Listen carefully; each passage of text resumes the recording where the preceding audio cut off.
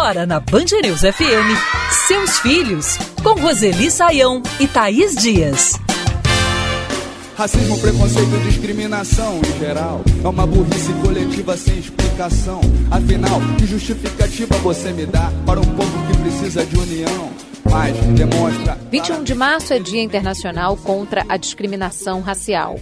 Essa é uma luta e um dever de todos. Das 530 mil crianças fora da escola no país, 62% são negras, de acordo com a Unicef Brasil. Já uma criança indígena tem 3 vezes mais chances de não frequentar a escola do que uma criança branca. O Centro de Desenvolvimento Infantil da Universidade de Harvard mostra que a resposta ao estresse por longos períodos pode afetar o desenvolvimento cerebral das crianças, com efeitos no aprendizado, no comportamento e, lógico, na saúde física, na saúde mental. Muitas vezes, esse estresse por tempo prolongado é provocado pelo racismo. A situação é tão grave que, recentemente, o Alto Comissário das Nações Unidas para os Direitos Humanos denunciou o que chamou de ameaça virulenta da discriminação e do racismo. E, ao fazer isso, Volker Turk cita o Brasil. A mudança e a transformação desse cenário hostil e cruel passa por muitos aspectos, mas é preciso compreender que dependemos de toda a sociedade para mudar a realidade. Então esse é o nosso primeiro assunto por aqui nos Seus Filhos em versão ampliada. Eu, Thaís Dias, estou na área, junto comigo sempre, Roseli Saião. Tudo bem, Roseli? Tudo bem, Thaís. Vamos lá enfrentar essa questão, não é? Vamos, sem perder tempo. Já começamos por aqui. Na minha opinião... Com a palavra, Adriel Oliveira, de 15 anos, que usa as redes sociais para falar de literatura e chegou a ser embaixador da Bienal do Livro da Bahia em 2022. Eu, como um jovem negro em um país extremamente racista, que é o Brasil, eu me sinto muito discriminado, obviamente, porque apesar de ser uma adolescente, eu não estou imune. Tanto que eu já sofri uma situação racista lá em 2020. Precisamos evoluir nisso, nas nossas opiniões, nas nossas leis, que ainda tem muitas coisas a serem consertadas, não só em questões de leis, como em questão social também. Precisamos de mais espaço, abranger mais caminhos, usar mais nossas vozes. Assino embaixo, né, Roseli? Porque quando ele fala em cruzar nossas vozes, é dar voz a todos e todos entenderem que é a nossa função combater essa discriminação, né? Exatamente. As leis são importantes, mas o relacionamento interpessoal, social, vale muito, pesa muito. Então é preciso que a gente esteja atento à manifestação de atitudes racistas da nossa parte. Nós somos racistas, fomos criados numa cultura racista, temos preconceitos que precisamos conter, superar. E, inclusive, isso é importante na educação dos filhos, de alunos. Eu acompanho o Adriel faz tempo, né, nas redes sociais. Ele é um rapaz incrível, um adolescente com essa análise crítica da situação, não é tão frequente assim. Então a gente precisa tomar bastante cuidado com esse tema. E a escola? Diz o quê? O Felipe Silveira é professor de História em Salvador e afirma que as ações antirracistas em sala de aula são de extrema importância. Falar sobre o combate ao racismo na educação básica, para mim, é uma questão fundamental. E é algo que deve englobar, sim, a multidisciplinaridade. No ensino infantil, eu me pegava direto os meninos negros chamando a cor de pele, aquele rosinha, né? E eu sempre questionava meus alunos em relação a isso. Gente, isso aqui é cor de pele e o marrom não é cor de pele, não. Ensinar uma cultura antirracista mesmo, né? Não só para crianças negras, adolescentes negros, mas também para as pessoas brancas, né? Quando as pessoas brancas deixarem de ser racistas, é que as coisas vão começar a caminhar. E a escola tem um papel tão importante nessa transformação, né, Roseli? Muito importante. E olha, desde a educação infantil. Criança pequena não tem ainda preconceito racial, ela aprende isso na sociedade. Quando ela aprende, ela manifesta isso. E é importante que desde a educação infantil e depois no ensino básico, fundamental e médio, inclusive, isso seja abordado pela escola. É claro, Thaís, que precisa ser abordado de acordo com a idade do aluno, com a etapa do seu desenvolvimento, né? Na educação infantil é por meio de brincadeiras, na educação fundamental já dá para começar a falar a respeito, apresentar questões já com o conhecimento formal, e no ensino médio dá para discutir criticamente essa questão. Eu também quero falar. Dominique Santos é escritora e mãe da Lilica, de 9 anos. A autora acredita que é fundamental educar nossas crianças para lidar com situações de racismo e para prevenir o preconceito. Nós vivemos em uma sociedade extremamente preconceituosa e racista. Estes preconceitos produzem dores, sofrimentos, traumas todos os dias. A infância deveria estar livre e protegida disso tudo, mas ainda não está. É fundamental que tenhamos a capacidade de educar para lidar com tudo isso. A criança aprende muito por meio da brincadeira. Então, aqui em casa, a educação tem como base o brincar. Nos livros, nos brinquedos, nos desenhos, nos filmes, nos joguinhos. E é importante usar e abusar desses pretextos, como filmes, como livros, como um seriado, ou mesmo uma música em determinadas situações, e até brincadeira, Roseli, para tratar dessa questão? Muito, muito importante, porque são instrumentos muito acessíveis à criança. Ela aprende muito, né? Por meio de todas essas estratégias. Então é bem importante que a gente use isso e que a gente enfatize a questão. Todo dia a gente vê na imprensa de um modo geral, na mídia, situações, né, de manifestações violentas até de racismo por meio de adultos, por parte de adultos. Então é bem importante lembrar que a criança aprende assistindo a isso, lendo sobre isso. Então ela precisa de um antídoto, né, que nós podemos oferecer, como a Dominique faz. Vamos navegar!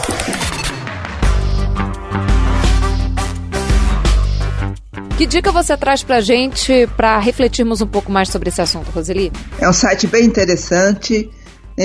O nome do site é criaparaomundo.com.br e dentro desse site tem o artigo Como Criar Filhos Antirracistas. Como Criar Filhos Antirracistas é esse artigo indicado pela Roseli. E reforça pra gente o site, Roseli. criaparaomundo, tudo junto.com.br.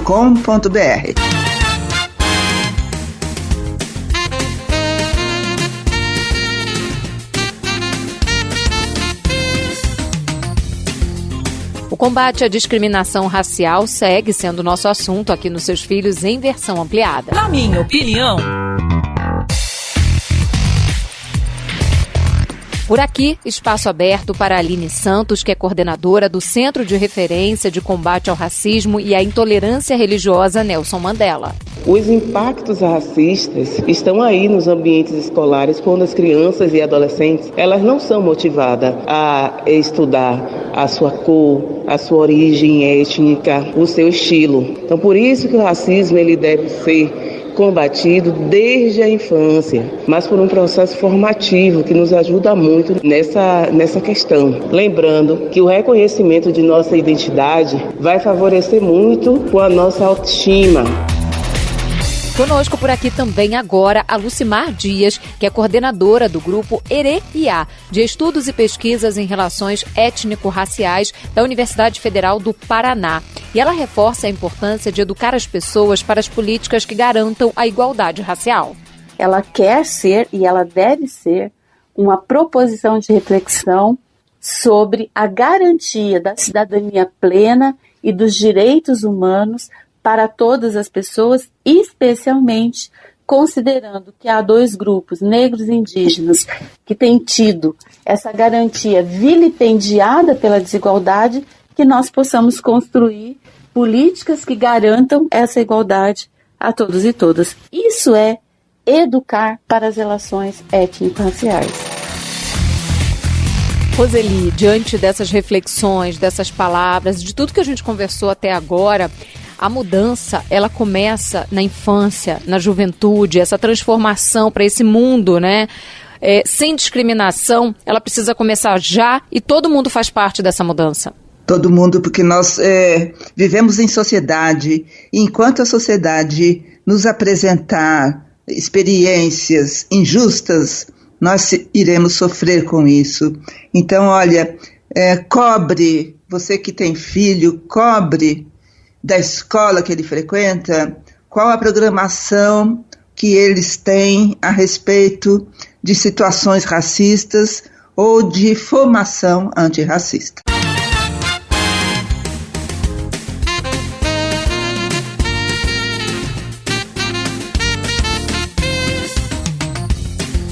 O ensino híbrido, que muita gente conheceu mais de perto durante a pandemia, tem como metodologia uma mistura de aulas presenciais e online.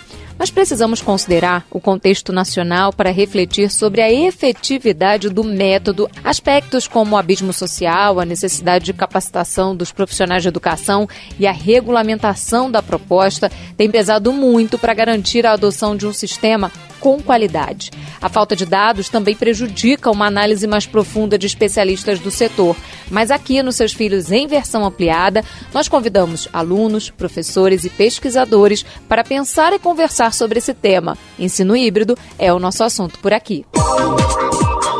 Eu também quero falar. Daniel, de 15 anos, fala sobre como encarou o ensino híbrido. Particularmente tenho dificuldade de estudar em casa, assim, no conforto da minha casa, tem minha cama do lado, sabe, meu videogame, meus gatos, acabava atrapalhando um pouco. Volta e meia aparecia meus parentes lá pra conversar, como se eu não estivesse estudando ali, né. Muitas vezes eu não assistia às aulas, assim, só ligava o computador e deixava, assim, pra ganhar a presença, né. Eu acho que isso acabava prejudicando bastante aí, pelo menos para uma grande parcela que teve aula EAD ou híbrida, né? Porque a pessoa deixa de estudar, né? Diferente das semanas que eram presenciais, né? Que daí eu poderia ir para o colégio, num ambiente de estudo adequado. Roseli, falta maturidade, principalmente quando a gente fala, né, da infância, da adolescência, para esse tipo de ensino híbrido, ou não? Há maturidade, mas é preciso realmente uma adaptação para que isso aconteça.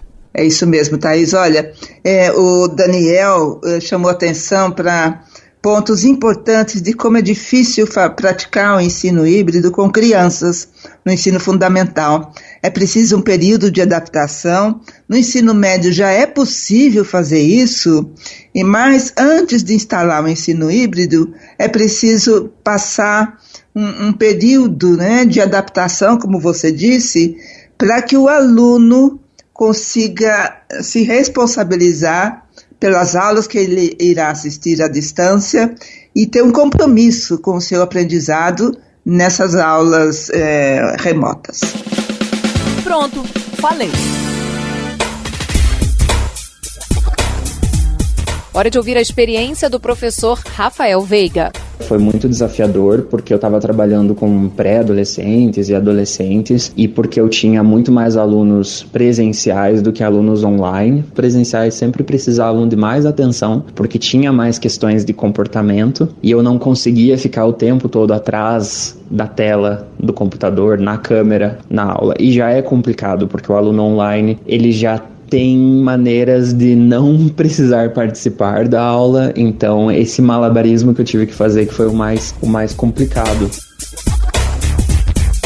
Roseli, foi muito difícil, né? O primeiro contato para muitos dos professores com o ensino híbrido e ainda é para muitos deles, né? Falta apoio, falta capacitação por parte das instituições de ensino. Fala um pouquinho para a gente sobre isso. Muitas escolas não haviam se preparado, mas nem um pouco a respeito do ensino à distância. E com a chegada do período das escolas fechadas, durante a pior fase da pandemia, precisaram fazer alguma coisa. E aí instalaram o ensino à distância e, de qualquer maneira, né, como se fosse presencial, só que na frente de uma tela. Isso não dá certo, não costuma dar certo. E a gente arca com as consequências disso no aprendizado dos alunos até hoje. E a escola? Diz o quê? Com a palavra agora, por aqui, a Lucimeire Fedalto, que é coordenadora do ensino médio, e ela fala como foi essa adaptação da escola para dar suporte a esses profissionais de educação. primeiro momento, nós precisamos pensar em como colocar tudo isso em prática. Claro que dentro desse planejamento também havia a capacitação aí aos professores. Então isso foi acontecendo junto com a implementação. Não houve uma capacitação específica, né, já que tudo precisou ser organizado concomitantemente. Após aí a pandemia, a capacitação a esses professores e a implementação de outras práticas que viessem a agregar a esse componente foram feitas e estão sendo feitas. Porque muitos profissionais tiveram que aprender a lidar com o ensino híbrido já com o carro andando, como a gente fala na expressão popular. Agora é hora de puxar o freio, respirar e repensar esse processo? Pois é, Thaís. Para usar a expressão de uma pensadora, a escola é uma instituição que fica entre o passado e o futuro. Mas a maior parte das escolas fica mais no passado, ou seja, todo o conhecimento formal que foi construído, e se esquece, né, de que seus alunos já estão com o pé no futuro. Então é difícil de entender que a escola não tenha se preparado nunca para um ensino híbrido, para um ensino à distância, para uma aula diferente, um tipo de aula inovadora, né? Agora é hora, sim, de lembrar que fazer isso, assim, de repente, sem formação, não faz o menor sentido, nem para o professor e nem para os alunos. Então é o momento agora de começar a escola a investir nas inovações que existem, inclusive no ensino à distância e no ensino híbrido. Os professores precisam de formação para isso. Vamos navegar! E eu sei que você preparou também uma dica, né, para os nossos ouvintes que ficaram interessados nesse assunto. Que dica é essa, Roseli? A dica que eu separei, o título do artigo é Ensino Híbrido, o que é e como pode ser usado na escola. E o site, aliás, é um site muito interessante que nossos ouvintes podem explorar mais, é escolasdisruptivas.com.br. escolasdisruptivas.com.br é o site. E a Roseli vai repetir para a gente agora também o nome do artigo. Ensino híbrido, o que é e como pode ser usado na escola.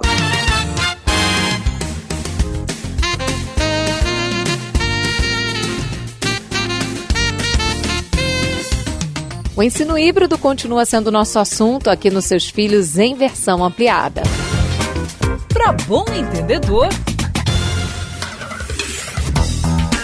Por aqui agora, Guilhermina Garcia, que é gerente de programas e projetos do CENPEC, o Centro de Estudos e Pesquisas em Educação, e ela fala sobre os desafios do ensino híbrido. A implementação da aprendizagem híbrida no Brasil deve considerar as desigualdades sociais e econômicas de nossa população. Temos dados de pesquisas que indicam que grande parte da população das classes sociais menos favorecidas tem desafios no acesso a computadores e a conectividade. Quando estamos falando de aprendizagem, precisamos também contemplar as condições que os estudantes mais vulneráveis têm para a aprendizagem híbrida. É importante ressaltar que para a aprendizagem híbrida funcionar, é fundamental que as escolas contem com formação docente, apoio da gestão aos professores e acesso aos recursos tecnológicos. Não podem ser dois momentos apartados, o presencial e o virtual. Ambos estão a favor do percurso de aprendizagem previsto e cada um guarda uma especificidade que deve ser contemplada.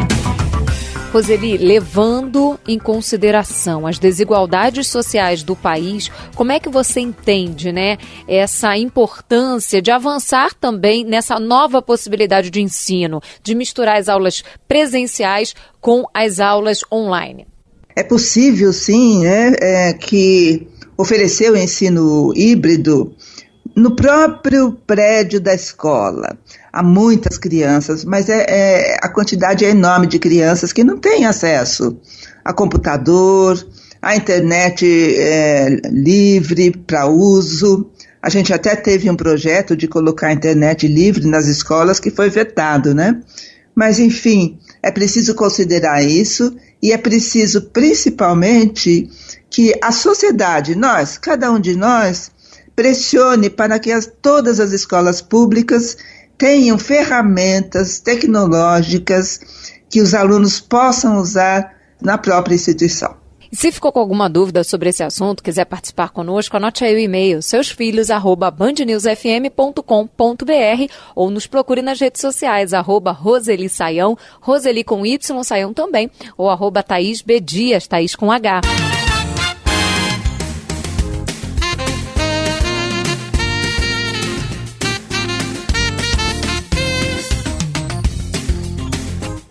Nem sempre o principal desafio do professor é ensinar o conteúdo proposto para o aluno. Em alguns casos, lidar com a violência também está na pauta. Violência parece uma palavra que não combina com o ambiente escolar, mas na prática o tema é cada vez mais presente e o debate cada vez mais relevante.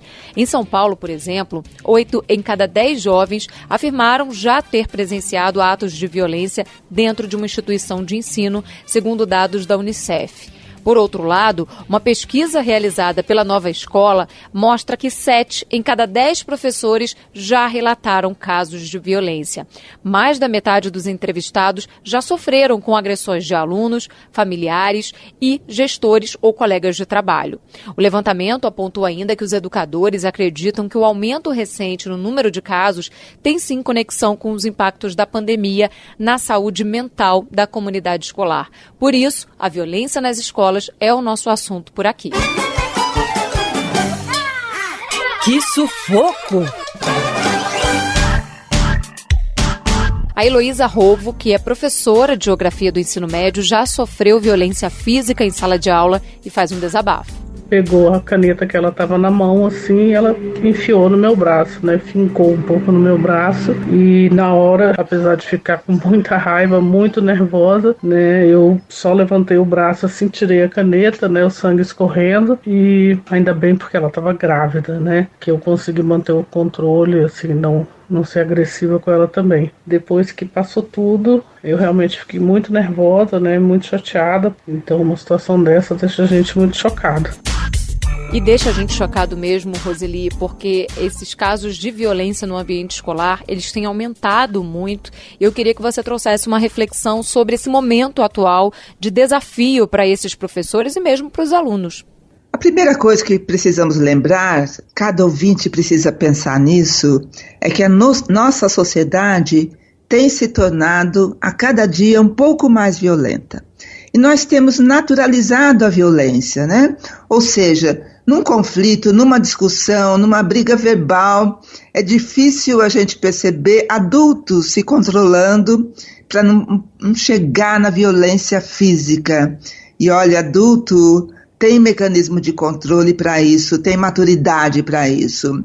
Então tem sido muito difícil para nós adultos, de toda a sociedade, ensinarmos algo diferente para os mais novos, ou seja, né, que a violência, seja verbal, seja em ato, seja física, não facilita a nossa vida em sociedade, ao contrário, né, atrapalha e muito.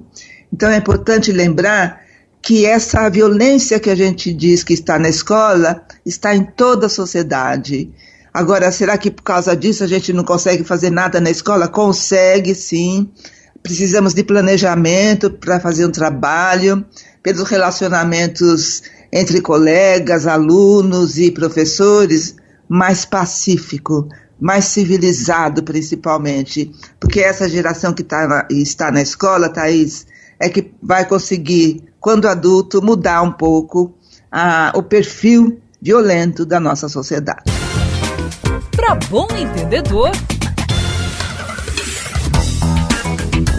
Hora de ouvir a Miriam Abramovay, que é coordenadora do Programa de Estudos sobre Juventude, Educação e Gênero da Faculdade Latino-Americana de Ciências Sociais. Uma das coisas mais importantes quando nós trabalhamos convivência e violências nas escolas é a questão do clima escolar. É a qualidade de vida da escola, como ela funciona, são as normas, atitudes, valores e compreensão de regra, a sensação de justiça que se tem ou não, as relações interpessoais e o sentimento de pertencimento relacionado aos alunos. Roseli, ela mencionou nesse conjunto de fatores como o chamado clima escolar. Diante desse cenário, dá para prevenir, dá para estudar, né, como a escola anda se comportando diante de todos esses aspectos e criar um projeto para combater essa violência dentro dos muros e, lógico, também, né, na relação com toda a comunidade? Sim, sem dúvida, Thaís. O primeiro passo que a escola deve dar quando ocorre violência entre os alunos é pensar na própria instituição, né? Qual costuma ser a atitude dela com os alunos, que não precisa ser violência física, mas há muita violência simbólica da escola contra os alunos. Então, quando a escola não reflete a respeito do seu comportamento, principalmente em relação aos alunos, fica difícil, né, elaborar um projeto para trabalhar a questão da violência com os alunos. E a escola? Diz o quê? E é sobre o papel da escola na criação de um ambiente pacífico que fala agora o diretor Admário Barreto. Nós trabalhamos a cultura para a paz com os nossos alunos, procurando primeiramente ter um ambiente agradável aos alunos, mas acima de tudo um contato com as famílias para que a gente possa manter um diálogo muito próximo. Temos também o nosso serviço de orientação educacional, que aqueles alunos que apresentam algum desvio de condutas, é feito um acompanhamento com o aluno e com as famílias. Quando a gente trata, né, da relação aqui entre escola e família, a gente sempre fala da questão da confiança nessa relação, que é fundamental, e do diálogo, que é a troca e não simplesmente um dos lados falando. São aspectos fundamentais para melhorar esse clima escolar, Roseli? Sim, fundamentais. Vamos lembrar, Thaís, recentemente a gente viu uma passagem da mãe de um aluno atacando, né, uma literatura indicada por um professor, por uma professora, não lembro mais. Isso é uma violência, né? Então é preciso que a gente estimule muito o relacionamento bem civilizado e respeitoso e justo dos pais com a escola, porque o aluno, o filho, observa tudo isso, e se os pais ou a escola não são respeitosos uns com os outros, a criança não será também. Vamos navegar! E tem indicação chegando também sobre esse tema. Fala pra gente, Roseli. Sim, você sabe que na internet, inclusive o site é o da Imprensa Oficial, imprensaoficial.com.br. Tem um livro disponível gratuitamente para ser lido em PDF e o título é Violência na Escola, um guia para pais e professores. Não é um livro novo, né? Ele já foi escrito há um certo tempo, mas oferece acesso a muitas análises e dicas práticas também para tratar dessa questão da violência na escola. Então eu vou repetir, o site é imprensaoficial.com.br e o livro é Violência na Escola, um guia para pais e professores.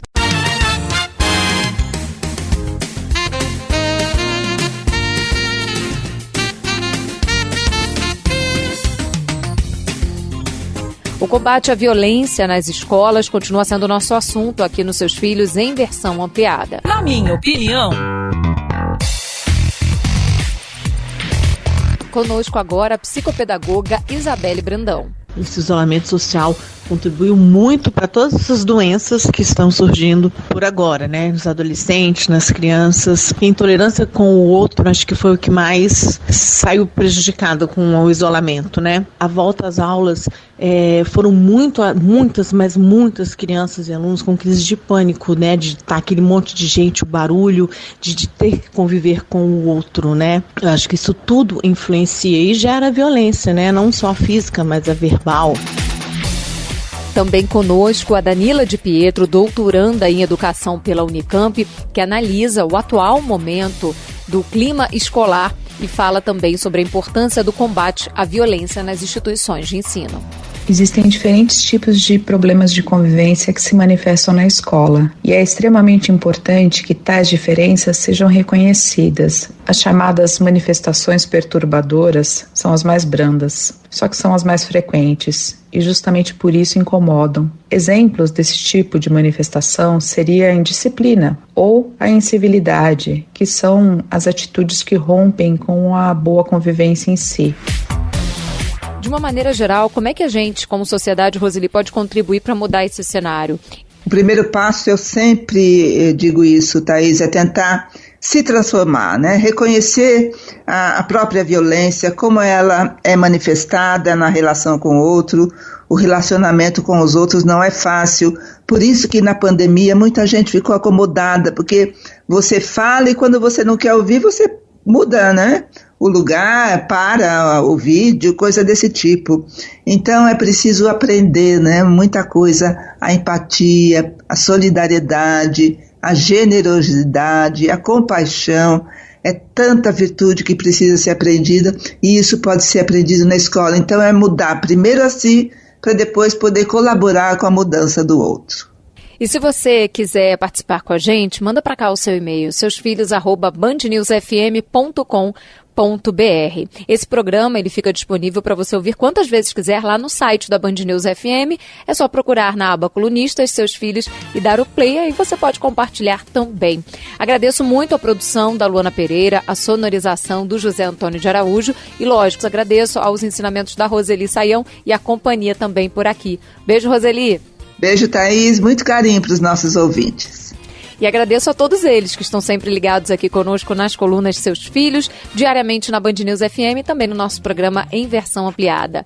Na semana que vem, tem mais.